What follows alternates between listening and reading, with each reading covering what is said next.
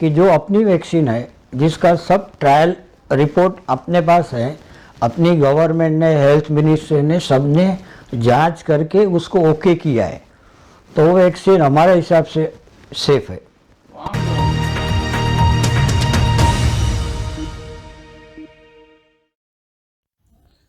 विश्व की सबसे अच्छी कोरोना वैक्सीन भारत ने तैयार की है। Doctor Bharat P Shah. Corona महामारी से बचने के लिए विश्व के सभी लोग इसकी वैक्सीन का इंतजार कर रहे थे, लेकिन जब वैक्सीन निकली तो इसके बारे में अलग अलग रिपोर्ट्स आनी शुरू हो गई। किसी ने इसकी जमकर तारीफ की तो कुछ लोगों ने इसकी कमियां निकालनी शुरू कर दी। हमारे देश ने 2 वैक्सीन तैयार की है और इस वैक्सीन को लगाने का काम शुरू कर दिया गया है।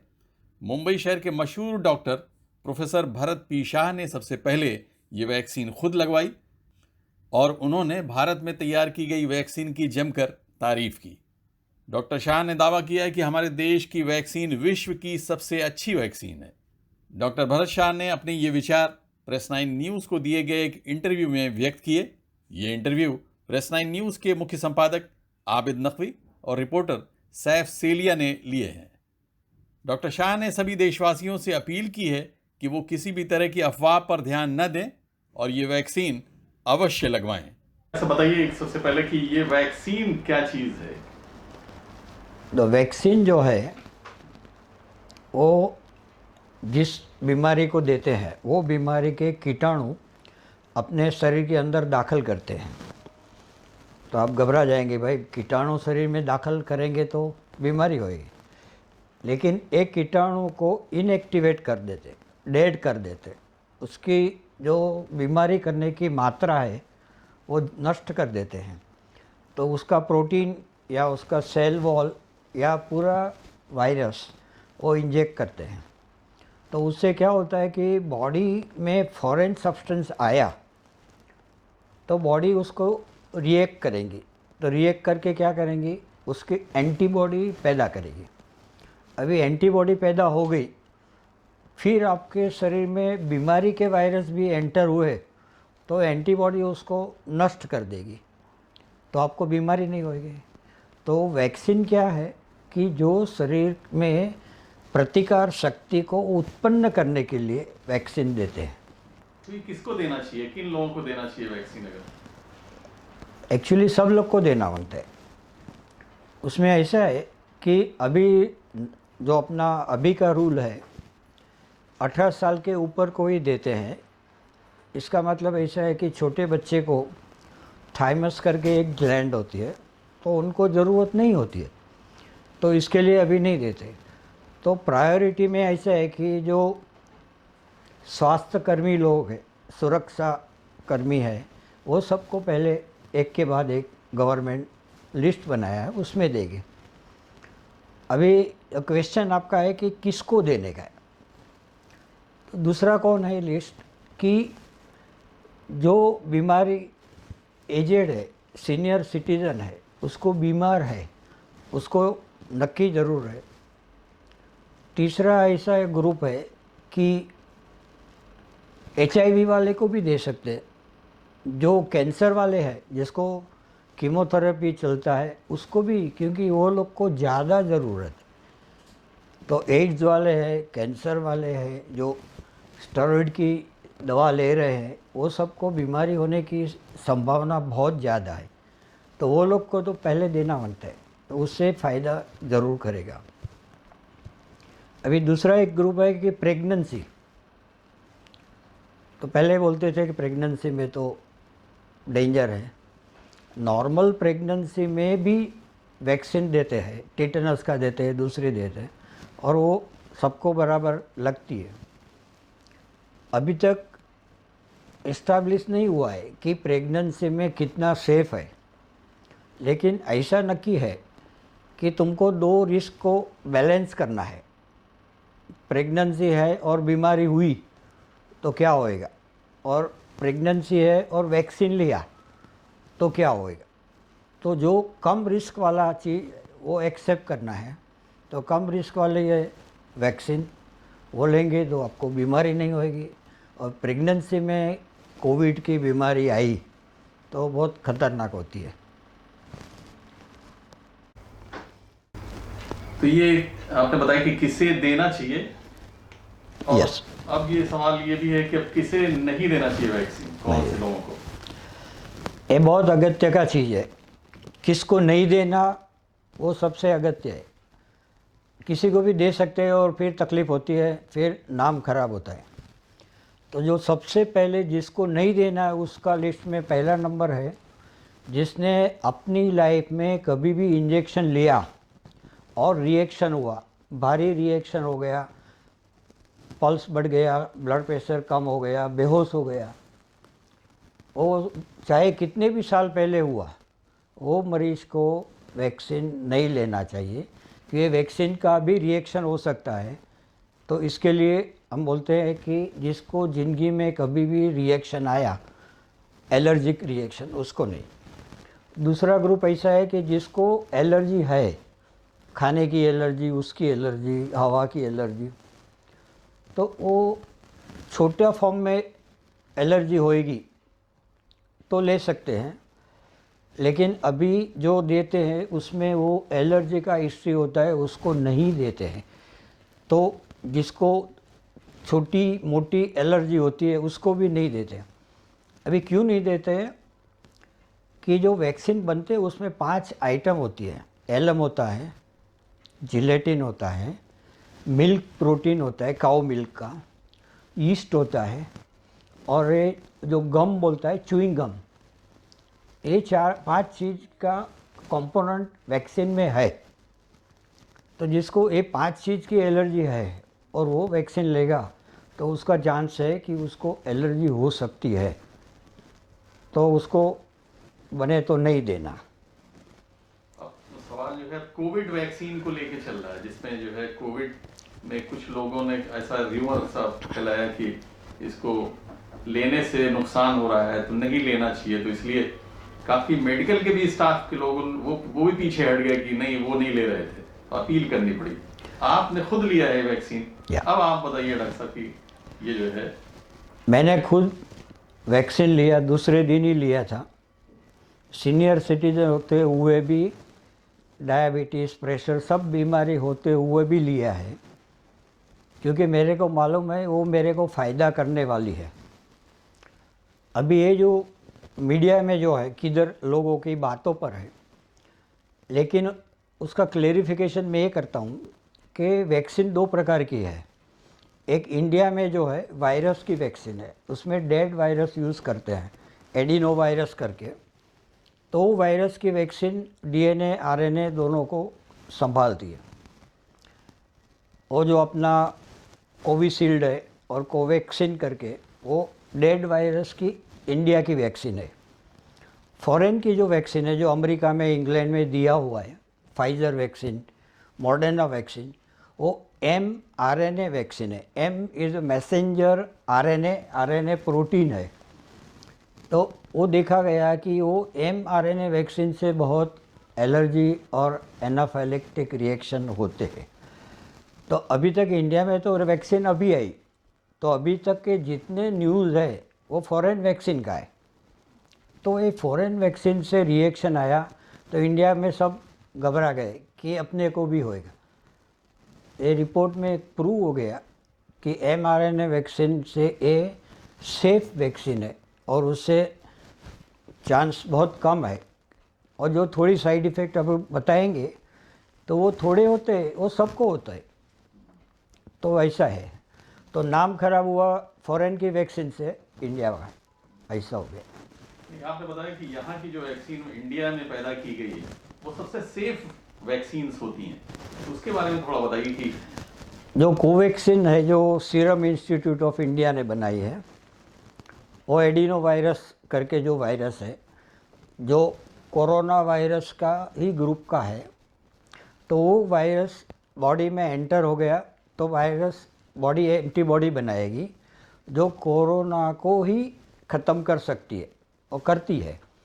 और ये जब कोई भी वैक्सीन बाज़ार में आती है उसका ट्रायल होता है। एक वैक्सीन बनाने को 6 से 9 महीना लगता है। उसका एनिमल में ट्रायल होता है, फिर फेज़ 1 होता है, 100 वॉलंटियर में पूरा जांच करके 6 हफ्ता तक देखते हैं, फिर फेज़ 2 होता है, उसमें 1000 पीपल को देते हैं, 1000 आदमी को, और उसको भी चेकिंग करते हैं 6 हफ्ते तक, और उसका सब रिपोर्ट देखते हैं, उसमें कोई साइड इफ़ेक्ट नहीं हुआ तो फेज़ 3 होता है, वो जनरल पब्लिक को, cross section of the society, उसको देते हैं। और वो सब में से निकली, उसको बाद में वो लोकल नॉर्मल यूज़ में अलाउ करते हैं। तो वो अपनी जो वैक्सीन है वो भी ये सब ट्रायल से निकली हुई है। आज वर्ल्ड में कम से कम 100 कंपनीज है, 100 कंपनी जो वैक्सीन बना रही है, और इसमें से खाली 5-6 वैक्सीन अभी तक पहुंची है लोगों तक। तो नेचुरली बाकी के जो है वो कुछ तो प्रोपोगंडा करेगी। तो ये मेरा ऐसा अनुभव है कि जो अपनी वैक्सीन है, जिसका सब ट्रायल रिपोर्ट अपने पास है, अपनी गवर्नमेंट ने, हेल्थ मिनिस्ट्री ने, सब ने जांच करके उसको ओके किया है, तो वो वैक्सीन हमारे हिसाब से सेफ है। तो आम लोगों के लिए आपका क्या मैसेज है, जो लोग बहुत डरे हैं, सहमे हैं, पीछे हट रहे हैं, ले नहीं रहे हैं, या फिर लेने के लिए तैयार नहीं हो रहे हैं, आपका क्या मैसेज है इस पे उन लोगों के लिए? अभी ऐसा है कि ये कोविड की बीमारी, जो कोरोना वायरस इन्फेक्शन डिजीज़, वो जानलेवा बीमारी है। उसका अभी तक मेन ट्रीटमेंट निकला नहीं है, अभी तक ट्रीटमेंट फाइनल नहीं हुआ है। तो ये जानलेवा बीमारी का एक ही पर्याय है वैक्सीन। आपको बचना है तो वैक्सीन से बचेंगे। वैक्सीन का जो हम देते हैं वो 2 डोज में देते हैं। पहला डोज 50% प्रोटेक्शन कर देता है, जो दूसरा डोज 28 दिन के बाद देते हैं वो अपने को 95% को प्रोटेक्शन करता है। तो जब भी ट्रीटमेंट का पर्याय अपने पास नहीं है तो वैक्सीन का ही पर्याय सेफ है। और ये बीमारी तो लंबी चलने वाली है। आज 14 महीना तो हो गया, नवंबर से शुरू हुई बीमारी, आज 14 मंथ्स के बाद भी अपन वहाँ ही है। रिज़ल्ट अच्छे हैं, इंडिया के रिज़ल्ट बहुत अच्छे हैं, 98.5% रिकवरी रेट है। फिर भी ये जो 1.5 भी नहीं मांगता है हमको, वैक्सीन के बाद वो भी कम हो जाएगा। और एक जो डर है वो निकल जाएगा। जिसको भय है कि मेरे को कोरोना होएगा तो क्या करेगा, लेकिन वैक्सीन के बाद आपको एक कॉन्फिडेंस रहेगा कि अभी मेरे को कोरोना होने की संभावना कम है, और होएगा तो भी बहुत माइल्ड इफ़ेक्ट का होएगा। हॉस्पिटल में भी जाना नहीं पड़ेगा, 2-4 दिन दवा बराबर लिया, अच्छे हो जाएंगे। तो डॉक्टर साहब, जो रिकवरी रेट आपने बताई 98.5, तो ये तो बहुत ही थोड़े से लोग जो है फिर बचते हैं कि 1.5। वर्ल्ड में जो मोर्टालिटी जो रेट बोलते हैं, वर्ल्ड में 5% तक गया है। अमेरिका में 10% था, अभी 5 पे लाए, तो अपना 1.3 हो गया। अभी लास्ट जो रिपोर्ट आया तो 98.7 रिकवरी रेट है। तो वो तो सबसे बढ़िया है, वर्ल्ड में बेस्ट रिकवरी रेट इंडिया का है। तो इतना अच्छा अगर रिकवरी रेट है तो फिर हम लोग को वैक्सीन लेने की जरूरत है, या सिर्फ प्रिकॉशन या इलाज ही काफी है? ना, इलाज काफ़ी नहीं है। फिर भी अभी तक 1 करोड़ लोगों को बॉम्बे में, इंडिया में बीमारी हो गई है, और अभी वो बीमारी निकली नहीं है, अभी चालू ही है। तो हमको तो ऐसा ये देखना है कि 1.3% को भी नहीं होना मांगते। ये वैक्सीन के बाद पॉसिबल है कि 0 पर आ जाए, 3 से 6 महीना लगेगा, लेकिन 0 पर आ जाएगा। तो वैसे कोरोना का असर, जिसको बीमारी हो गई, उसके बारे में आपका क्या कहना है कि क्या असर उस पर पड़ता है बीमारी होने के बाद? ये सब पूछते हैं कि कोरोना हो गया तो अभी वैक्सीन लेने का कि नहीं। कोरोना हो गया, एंटीबॉडी डेवलप होती है, लेकिन वो एंटीबॉडी जो कोरोना को प्रोटेक्ट करती है वो 3 से 6 महीना ही रहती है। तो उसको वापस 6 महीने के बाद वापस होने वाला है। तो उसके पहले, इसके लिए जो कोरोना हुआ है उसको भी वैक्सीन लेना ज़रूरी है। नहीं, कहीं इस तरह की भी रिपोर्ट है कि जिनको कोरोना हुआ तो कुछ पार्ट्स जो है बड़े डैमेज कर देती है कोरोना जो है, तो क्या वो उस बारे में जानकारी चाहते रहे कि वो क्या असर डालती है, सबसे ज़्यादा किन पार्ट के ऊपर नुकसान पहुंचाती है कोरोना? कोरोना बीमारी जो है वो वायरस की है, और उसका मुख्य काम ऐसा है कि खून की नली में खून जम जाता है, जो नाक से शरीर में जाती है और फेफड़े में जाती है। तो सबसे पहले फेफड़े पर असर करती है। तो जो पहले बोलते थे निमोनिया है, वो निमोनिया नहीं था, वो खून का गट्ठा था, क्लॉट था। और वो तो पहले तो ट्रीटमेंट क्या करना मालूम ही नहीं, बाद में मालूम पड़ा 3-4 महीने के बाद कि ये ब्लड क्लॉट है। तो ब्लड क्लॉट को ब्लड थिनर का दवाई इंजेक्शन दिया तो रिज़ल्ट अच्छा हुआ। फिर क्या हुआ कि ये वायरस उसमें इतनी सारी डेंजर पोजीशन में गई, उसको बोलता है साइटोकाइन स्टॉर्म। साइटोकाइन स्टॉर्म का मतलब कि जैसा वावाजोड़ा आ गया हो, सब पूरा धरतीकंप हो गया, सब नष्ट कर देता है। ऐसा ये वायरस भी ऐसा करता है। लंग्स में, फेफड़े में शुरू होके वो किडनी में जाती है, हार्ट में जाती है, ब्रेन में जाती है। जब ये सब जगह पर गई तो बचना बहुत मुश्किल है। लेकिन आप कोरोना डायग्नोस करके 5 दिन में दवा शुरू कर दी तो 99.9% आप अच्छे हो जाएंगे। लेकिन हफ्ता 10 दिन तक इधर गए, किसने बोला मत करो कुछ ऐसा, तो वो कभी कॉम्प्लिकेशन में जाता है, उसको बचना बहुत मुश्किल होता है। तो ऐसे मरीज भी अच्छे हुए। लेकिन वैक्सीन लेना ठीक है। छोटा एक एग्जांपल, मेरे अंकल 86 इयर्स के थे, बॉडी पर 11 ऑपरेशन हो गए, बाईपास सर्जरी हो गया, गॉल ब्लैडर हो गया, डायबिटीज़, गैंग्रीन सब हो गया। अभी उनको कोरोना हुआ तो सब बोले कि अंकल अभी नहीं बचेंगे। मैंने उनका ट्रीटमेंट चालू किया, 7 दिन में अच्छे होके घर को गए। आज 6 महीना हो गया। ये मेडिकल साइंस में जॉब नहीं है इसका, अच्छे हो गए। अच्छे भी होते, अच्छे रहते भी है। तो डॉक्टर साहब, कोरोना की वैक्सीन सभी को लेनी चाहिए, आपकी राय? सभी को लेनी चाहिए। जिसको रिएक्शन आया, जिसको एलर्जी हुई, उसको नहीं लेना, बाकी सबको लेना। और उसका साइड इफ़ेक्ट नहीं है जो बोल। और ऐसा है कि जिसको छोटी साइड इफ़ेक्ट होती, क्या होती है आपको बताऊं। इंजेक्शन लिया, उधर थोड़ा दर्द हुआ, थोड़ा सूजन आया, थोड़ा लाल हो गया इंजेक्शन के साइड पर, ज़रा खुजली आई, हाथ पाँव में थोड़ा दर्द हो गया, जोड़ों में दर्द हो गया, तो सत्य कि ये क्या हो गया।